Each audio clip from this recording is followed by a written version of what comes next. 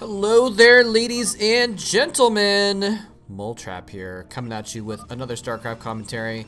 And if there are any of you that clicked on this because it was a game of Rogue, and you're thinking because he's this StarCraft 2 star. By the way, at the time of this recording, he's about to be entering the semifinals in just a matter of hours, against Stats. That's going to be a really cool match in StarCraft 2. But this is actually a StarCraft 1 match featuring Rogue. He went in StarCraft 1 by Real 2, so that's why we're seeing his name at the top there. There's a few observers in this game that you can see, actually. This is a game from a Hwasheng Oz practice session, probably from 2010 is what I'm thinking. I don't know exactly when this was played, but this is probably from 2010. And we're going to have Rogue, by the way, the Zerg player down here at the bottom left, and he's playing against Deer, who is the purple Protoss player up at the sort of mid-right position at the 3 o'clock spot. They're both kind of scouting the wrong way, but they'll find each other eventually. And excited about this game. So if you don't know, Rogue, of course, is the reigning GSL champion. He's been doing extremely well. He's basically considered perhaps the best player of all time in StarCraft 2. But he's going to be playing against Deer, who also has his fair share of StarCraft 2 accomplishments. Both these players were not really great in StarCraft 1. They didn't really stand out in StarCraft 1, but they were still strong enough to be players for their team leagues. Ryul, aka Rogue, only played for his team a few times. He was not really a player that was super dependable in that sense. I'm going to go ahead and turn off. Oops, wrong one. I always forget that. Turn that off. It's just for some reason a little distracting. We'll check back on that a little bit later, but it's distracting to have all these zeros on the bottom there. But in any case, so yeah, I would say that Deer was actually maybe a little bit higher level player in StarCraft 1, whereas Rogue is, of course, the higher level player in StarCraft 2. Deer did a lot of was very, very strong in StarCraft 2 in like the earlier days of like maybe Heart of the Swarmish, like 2013, 14, 15. Hasn't been doing too much in the recent years, but in 2020 he's been actually doing pretty well in some of the smaller tournaments. We do have Zerglings out just kind of rolling around the map. He's going to be probably going to use those Zerglings to kill off this probe so he can guard for this drone to get down a third hatchery. And this is a kind of an interesting map where the third bases that are possible are really hard to take sometimes. There's third bases kind of on these corners that are raised. Well, they're not hard to take, I should say. They're hard to take from an opponent's point of view, right? If you're trying to break this ramp, it's really difficult. So it's interesting that we actually have Rogue actually going for the natural of another spawn. And the reason for this is even though it's not as easy to defend as one of these little side expansions like this, on the raised high ground, if he takes this location and blocks it off, he'll be guarding himself to take a second main as well. So he's setting up to take the fourth, basically. And, we've got Deer just kind of going back over here doing the normal Forge expansion build. He did see those Zerglings, so he was forced to build a couple cannons as well, but he's got his Nexus going down, so not too big of a deal going on either player's side. It doesn't look like either player is going to be doing anything too crazy right now. Just macroing up, getting into the mid-game is probably what we're going to see. And it's kind of interesting. We actually have Rogue getting his lair down at his natural. A choice that you see sometimes. Sometimes to get a little bit more hit points on the natural expansion. Sometimes it might be to hide the timing of it. If there's a probe in the main checking things out and you want to start your lair at a time that they're not looking, that might be an option too. So, excuse me. In any case, Deer has been playing pretty well in StarCraft 2 lately, and so we might actually see a little bit of a resurgence from him. He is a multi-time semi-finalist in things like WCS and GSL and that kind of thing. So he was a very strong StarCraft 2 player at one point. But anyway, it's cool. I think it's always fun to see these really accomplished StarCraft 2 players back in the old days when they were just playing StarCraft 1, which is, of course, their roots. I think most of the accomplished StarCraft 2 players played StarCraft 1 at some point at a competitive level. And this probe is actually going to be able to run right in here. Is he going to be able to block this probe from getting in his scout? And it looks like he doesn't quite have... Oh, the speed upgrade finishes, or maybe he just starts to micro those. Maybe they were just on attack command, but the probe does get in, and let's see... Deer... Oop. I can't really turn off their vision because all the observers are watching the game as well. So, but in any case, I'm pretty sure that he saw this Spire, though. You know, champion or just simple Team League player, any StarCraft 1 pro is going to be able to watch that probe as it goes in, and he's going to probably scout this Spire that he saw morphing in there. And we're going to see pretty much normal stuff here from Rogue as well. We might even see a 5th hatchery somewhere around here to make this perfect Sim City. Is that what we're going to see? There we go. There we go. Perfect. So he's going to have this normal 5-hatch build that is, you know, even common in 2020, but it was very, very typical in these games in 2010, 2011, 2012 to play this 5-hatchery build. He's getting the Spire up very early, though, and so we're going to see if he tries to take control of the air. This, obviously, Corsair is out pretty early and is attacking Overlords, and the Spire's going to pop in time for him to make a couple Scourge. Now here, let's see up here in the production menu, is he going to make a bunch of Mutas? Looks like no Mutas right now, just 2 Scourge and Lurker Tech. So he's actually switched back up. He's shown the Spire, and now he's going to switch back into different tech right now. Whether or not Deer is going to actually overreact and actually make too much in the way of anti-air is a different question. He's actually going for +1 weapons on his Corsairs, and he's continuing to build those Corsairs. We're probably going to see him go to at least 5 Corsairs, maybe 6. And then, oh, is he going to be able to... Whoa, a little bit of a misclick there. He lands 1 Scourge. Can he land the 2nd Scourge on the other ones? That's actually really cool. He actually stops moving with the Corsairs that were healthy and ran away the injured Corsair so that he could protect them. And he does have... So he does save the Corsairs there. He's got 1 injured one. The Zerglings are roaming around the map. We do have a little bit of a Zealot attack coming up here. +1 weapons is about to finish on those Zealots, and so he's pushing out for a little bit of a timing. He pushes over towards the natural, and you know, this is why you have to make these Zealots in a way. You have to make these Zealots in order to push out and force some Sunken Colonies, because Sunken Colonies are a lot of money that cannot go into an attack on your base. And so he pokes in there, sees the Sunkens, and immediately is going to retreat. And in fact, we're seeing the Sunkens up here as well, because you kind of have to defend both bases so he doesn't just redirect those Zealots somewhere else. So, you know, even though these Zealots aren't doing much damage, there's economic damage that's been done. And it's interesting that we actually have Rogue not really dealing with it very much. He's like not too worried about those Zealots. He's going to keep his Zerglings out at the front and keep an eye on what's going on over here, seeing if there's a second wave of Zealots moving out or anything like that. Look at this cute little block with the Lurker there. And Lurker Tech is finished. The Lurkers have completed morphing.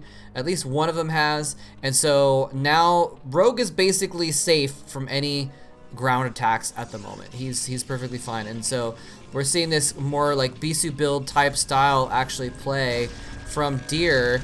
Oh, and he's actually going to move in. This is a little bit of a variant. Usually we see early Hydras attacking that front wall, and this time we're going to see early Lurkers attacking that front wall. And do we have any kind of observer tech coming?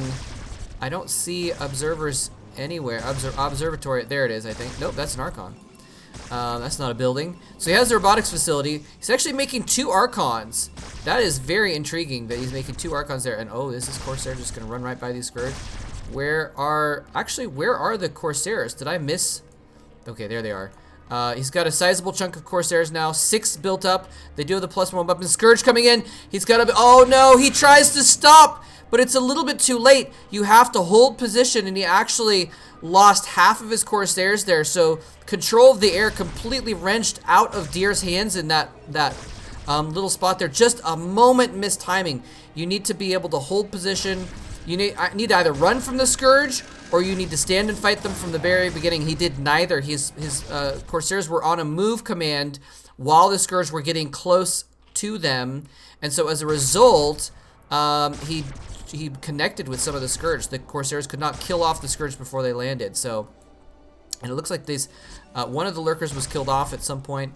This other one is just continuing to assault. Is he actually gonna? He's actually starting +2 weapons on that, and the reason why is because he has an Observer out now. He can come in and kill off that Lurker before it does too much damage to his Forge. So, really interesting situation here. Both players about even in the worker count right now, but you know, Rogue is a little bit behind in his supply, as we can see. But I think that's okay. I think it's okay to be behind as a Zerg player because the Zerg can play defensively. And look at this. Deer is on just 2 bases. Just 2 bases. And Rogue, this is what I was talking about earlier. He secured this entire huge front door. Look at the SimCity going on right here. This is absolutely insane. This is going to be extremely difficult to break until he has Psystorms. Once he gets 3 or 4 Psystorms, just lay down on this clump of Lurkers, it's over.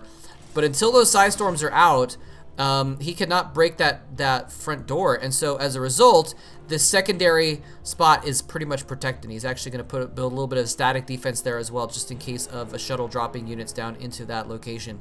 So Deer now pushing out on the map though. He's got these couple of Archons which are going to be really good security. They're you know, it's nice. He doesn't have those High Templar for storms, right? But these Archons mean he cannot do a Muta switch very easily. He can't just get a bunch of Mutas and just come out and kill these Zealots. So he's actually, is he going to try and push in here? He's got an Observer overhead, but the Spore Colony is going to keep the Observer back, and the Scourge does land on that Observer. So this attack is going to be pushed back for sure. But the Archons are just really good against, obviously, Zerglings as well. But, you know, you need a couple, if you have a couple Archons, it makes your Zealots kind of immune to the counterattack with the Mutalisks, if that was a possibility. And we do have Deer finally making this 3rd base over here. He's actually transferring probes right by this one Zergling. He's going to just, it's like a little conga line with the Zerglings and the probes, except I guess usually in conga lines, one of the people in the dance is not trying to attack the others, but, you know, details. We do have the Corsair count rebuilt up, by the way. Looks like he's up to 7 Corsairs. They do have +1 weapons finished, and now they're going to be able to guide in this shuttle. So they're clearing out the Overlords. You know, we're seeing this Ser DT that is such a classic tactic of the Protoss. But you know what? He goes in there, he says, he sees that, and this is perfect defense against anti-DT with the Spore Colony. And, oh, see, again, his Corsairs were moving a little bit instead of attacking, so they didn't actually kill the Scourge before they could land. Deer trying to make another base in the top right as well. He's really being, maybe, I don't want to say greedy, actually, because the thing is these choke points are really easy for a Protoss to hold. If you get some cannons and a couple Zealots on the front, just like we saw down here, this is just a really beautiful, and look, and even a Dark Templar on that ramp as well. That is so difficult to break, so incredibly difficult to break in as a Zerg player. And so, oh, and we actually are seeing one of the observers leaving the game. This is all these boxes that we're seeing in the chat from the observers were probably things that were written in Korean, and it's just the Korean is not showing up on my replay right now. So it might have even been Jaedong being like, "Get out the game, you're causing lag," and so Baxter had to leave or something like that. Baxter, another Zerg player from the old days that was pretty solid but never got too far in any tournaments. And what is this Templar do? Okay, that Templar is the luckiest Templar ever. Nope, maybe not. Nope, a couple Zerglings finally found it. Where is he going? That Templar is in the wrong neighborhood and by itself, and that is not good at all to lose that Templar. I don't know what was going on there, but that was really not a good... That was a bad loss. He needs that Templar to be... Oh, he was probably running the Templar over to here so he could stand behind these cannons and have a perfect little defense. And unfortunately... No, wait, no. Was it... Is that where... No, because the Templar was over here, right? So I don't know where that guy was going. That was kind of strange. Anyway, we're seeing that Deer has actually gotten this expansion up in the top right.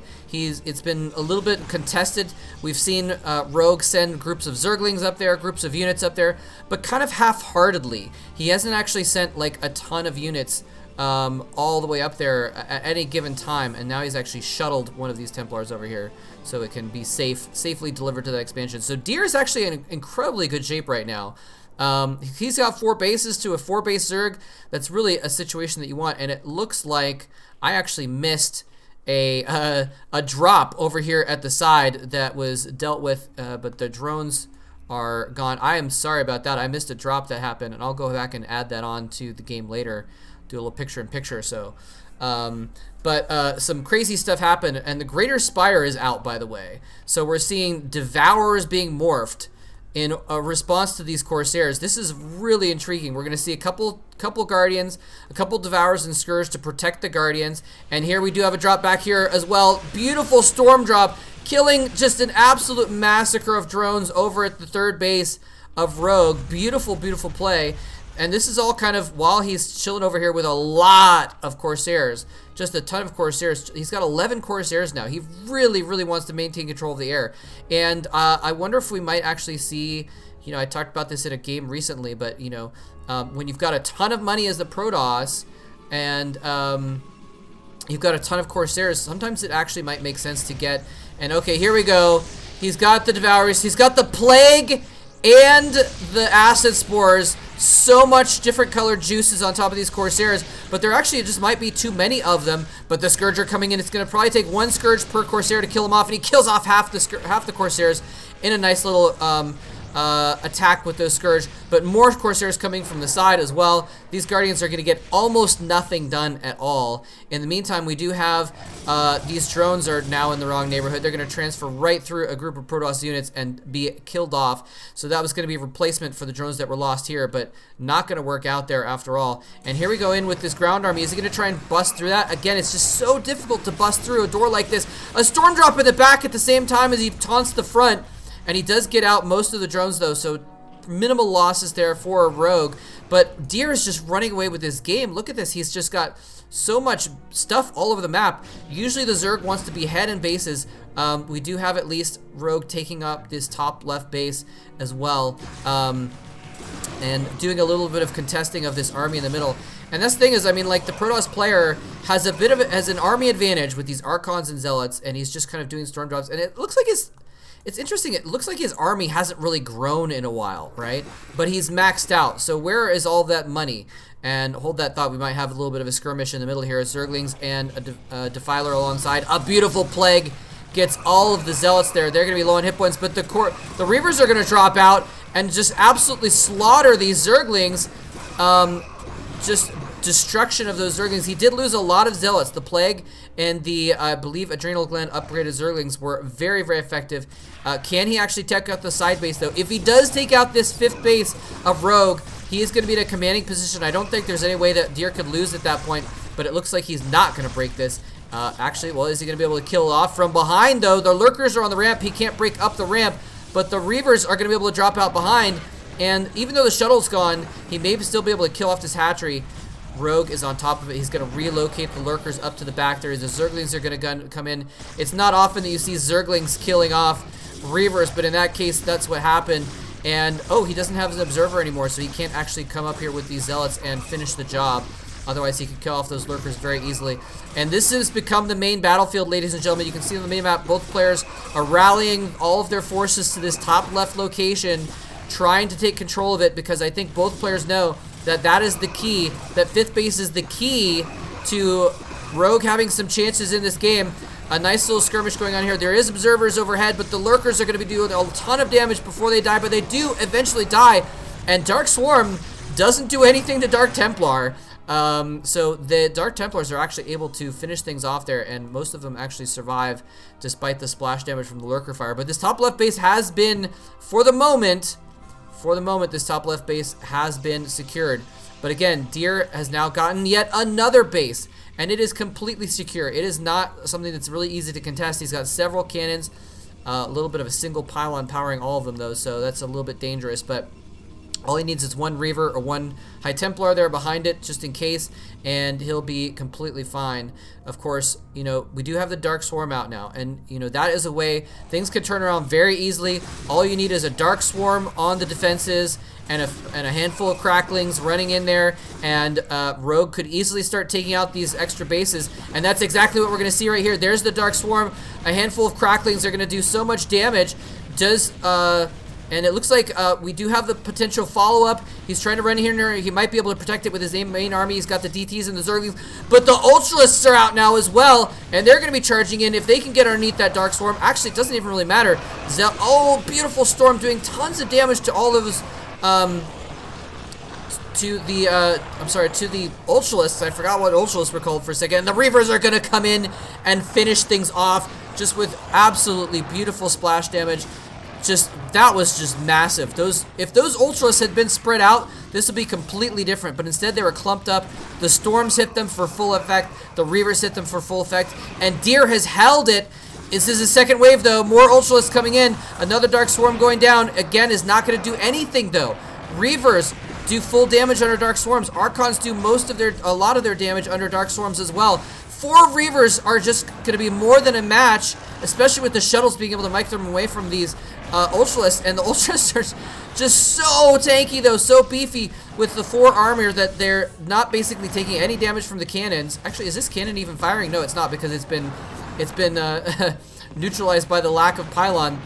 But he's just going all in. He's Sauron Zerg styling, just absolutely just rallying tons of forces here. But Deer has so much anti-Zerg with these Reavers. He's got Psystorms potentially available as well if they come in. There's the Psystorm on the Zerglings to protect the Reavers. There is a Lurker there, but this, I believe with the cannon powered off, it cannot actually detect. But unfortunately, he's still able to kill off that Lurker with the splash damage from the Reavers. Look at this, the Ultras are just powering in there. I feel like this might be a little bit of a mistake by Rogue to keep going after it, but just finally throws enough meat at this location that he's broken all of the Reavers, he's broken the defenses, he's killed off all of the cannons, he's killed off the Templar as well, and just by sheer force of throwing continual units at this location, Rogue has actually broken through and he's actually gonna kill off this base. Absolutely amazing. I did not expect this. It looked like there was a beautiful defense there, and just the rallying effect of Deer has not been able to equal the rallying forces of Rogue. And once that falls, this base is going to fall very easily as well. And Rogue now is actually in a really good position, because look at this.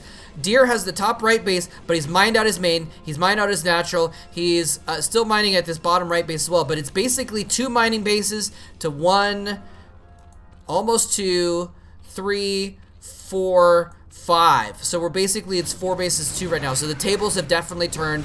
These Ultralists have been the one turning the tables. You wouldn't think of Ultralists as the kind of units to be, operating lazy Susans, but they have operated it with extremely good fashion. They're going to come in here and take out this base as well. Can a couple DTs and a couple Archons fend this off? It looks like he's too scared of it. He is going to turn back. Now, 3 Ultralists versus several Archons and a couple DTs is going to be a good match. And again, he still has some of these Corsairs, despite losing them to Scourge throughout the course of this game has been absolutely insane. I've probably missed a ton of minor skirmishes.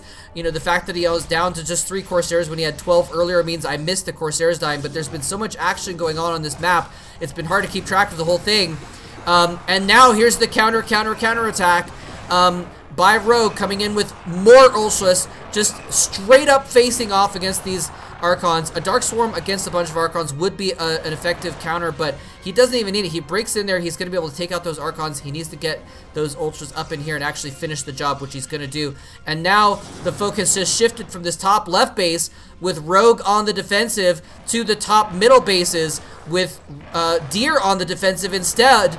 And things are just not looking good for Deer. Again, they're basically in similar position as far as supply, but usually the Protoss needs to be ahead. Now, unfortunately, some huge losses there. 3 Defilers now getting killed off without doing anything. That is a huge loss of resources, but he might just accomplish it with just, the conga line of Zerglings in this case. Again, most of the time your conga lines are not running through a psionic storm that's killing everything in the dance, but that's the case in this situation. And again, this is getting so scrappy. Now we're seeing the opposite happen, where the spellcasters of Deer that were rallied to the Norse position are being taken out piecemeal by the army sitting there in that location. So both players losing a significant amount of resources. Free kills on Defilers, free kills on High Templar, but now it's going to be kills onto this Nexus potentially. No, it looks like the Dark Templar. Again, we haven't seen Rogue doing a terribly good job of having his Overlords in position against these Dark Templars, and so the Dark Templars have been very, very effective. Rogue has a couple Reavers in a shuttle, and he might lose it! Oh no! He does lose the shuttle! At least he gets the Reavers. Okay, he gets the Reavers out, so with the Zealots and DTs in front of those Reavers, they are actually going to be able to hold this position against those Ultras. If that shuttle had died with those Reavers inside of it, it would have been absolutely devastating. Deer now on the back foot, on the defensive, and it looks like another Observer SOS is leaving the game, but both the competitors are still in it. We still have both players. Let me see if I can actually, bring up where is, I'm so bad at these. There we go, diplomacy menu. So we only have one observers left in here, and the game is going to continue though. And things are looking, oh, and look, here's a storm drop. He'd run away from the minerals in order to dodge the storm. He went, put the Templar on the ramp. These drones are just, they can't win. They just, either direction they go, they actually dodged the storm. Nicely done. And now he's going to drop out for a second storm. He doesn't have the energy for a second storm. The first Templar that dropped out does go down. The second Templar didn't have the energy. So he's going to be able to continue to mine with those drones. But again, he's gotten the bottom left base while all this crazy stuff is going on. He's kept this mid left base as well. He's had this top, this sort of 10 o'clock position base for so long that it is almost mined out now. He's mined out as natural. So again, just quick count here. We got 1, 2, essentially 3 bases mining for Rogue. We've got 1, 2, 3 bases for the moment mining for Deer. So it's 3 bases versus 3. And Deer actually was able to keep this base. It was really scrappy, but he wasn't, Rogue was not able to actually finish it off, but he might be going for the kill right now with a huge drop, dropping out Ultralists on top of these Reavers. There's Defilers there as well. The Reavers go down so quickly to the concentrated fire of these massively upgraded Ultralists, doing 29 damage per attack, and they're going to be able to easily take out that Nexus very quickly. And, you know, I think Deer probably had the potential to hold that off, but it just didn't have the units there in time, the Archons, and now he's actually trying to attack this, well, this, what would have been another base up in this position, but there's nothing there yet. He hasn't actually been able to build it. Let's look at the supplies again real quick, and now things are looking dire for Deer, because, you know, he's lost too many units, and he just hasn't been able to quite have the same economy. When you have the Sauron-style Zerg, whoop, can't click. Why is my mouse being bad at this point in time? Sorry, we had a DT drop in the bottom left, and my mouse was misbehaving, so I couldn't quite get to it in time. And in the meantime, though, we do have more skirmishes going on in the middle. But right now, if we look at the supplies, you know, Deer is just not quite been able to break 120 for a while, and you really need a giant ball of units that you can just go around and kill everything with, and he hasn't been able to build that up. Whereas, you know, Rogue has been able to consistently keep his bases. He hasn't really lost too much to these harassments on the side. There's another storm drop though, only kills a couple drones, and he's able to save those drones again. So beautiful play there. The Ultralist is standing guard as well, and that shuttle now just kind of just dies for no reason. And there's another shuttle with Templar in it, but he's just kind of waiting for the right opportunity. But Scourge could easily take that as well. Oh, okay, my mouse. What is with my mouse? What just happened there? Okay. Drops the Templars out at the top.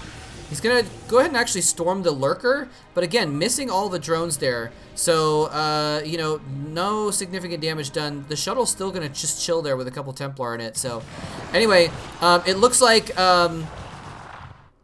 excuse me, Rogue might have his sights set on killing off one of these side bases. Right now he's playing a little bit of defense, but it's okay. He can just play defensively. If he wins the defense again, look at these drones. Oh my goodness. These drones are like the juke champions of the... Whoa, and actually everything went black. That's really weird. Okay, so we have the game over. Deer GGs and leaves. And that's kind of strange that usually after the GG, the game actually stays on. And I'm just seeing a black screen right now. So that's a little bit weird. So I'm just going to jump back for a second to just give some closing thoughts about the game with the game actually up. But, absolutely insane game. Just totally batty. And I think, you know, I've kind of been saying this for the last few minutes that just Rogue had such a great position that there just wasn't a lot Deer could do. Deer really needed, things really turned. I thought that Rogue was about to lose the game. I thought that, this base was being threatened, and he was not quite able to hold it off, and he was just barely scrappily fighting for it. But like I said, when you have Cracklings and Dark Swarm, that can turn the tide, and he was able to start taking out this base, and and crucially, I think the crucial thing is this. Not necessarily that he was able to attack this base at the 12 o'clock position. I think the crucial thing is that he was able to put enough pressure on this base, because Deer held this off for a long time with Reavers and Storms and Dark Templars and all kinds of stuff. He held off the attack on this base for so long. But during that time, we had full mining at this base. We had Rogue taking this bottom left base as well and mining at that base as well. And that was the key, because once he got those two bases and they were relatively unharassed, because the Reavers were not running around killing drones, they were defending like crazy at this 12 o'clock position. And so with that up, Rogue was able to get mining at these other two bases in addition to this one and this one. And so he was able to play that Sauron Zerg style and force the pressure onto Deer. And Deer had to defend. And it wasn't until late game that he started these desperation moves of trying to do storm drops and what have you. I mean, it's possible I missed a storm drop here and there, actually, that, there was so much action it was hard to follow. But, and that was basically what secured things for Rogue, is just putting enough pressure on when he was about to die, putting enough pressure back on Deer to buy himself time to get back in the game economically and win the long game and win the econ game. Beautiful, beautiful play. So Rogue showing his stuff in StarCraft 1 about 8 or 10 years ago. And again, about the time that this video hits YouTube, it's going to be maybe 8 hours or something like that, maybe 10 hours until he's playing in the GSL semifinals. So you definitely want to check that out if you're a StarCraft 2 fan, or if you just want to see, how some of these old StarCraft 1 players have evolved into high-level StarCraft 2 players. So, thanks very much for watching. And again, if you want to watch more of Rogue in StarCraft 1, I did a cast of his a few months ago versus Stats, and they are actually playing in the semifinals. Rogue versus Stats are playing in the semifinals this evening, and I did a game that they played in Brood War in a Team League match in 2012. And so if you want to see that cast, I'll put a link to that at the end of this video. I'll put it in the video description as well. That was a fun game to watch regardless. So anyway, I hope you enjoyed it. Thanks for watching. GG, and I'll see you next time.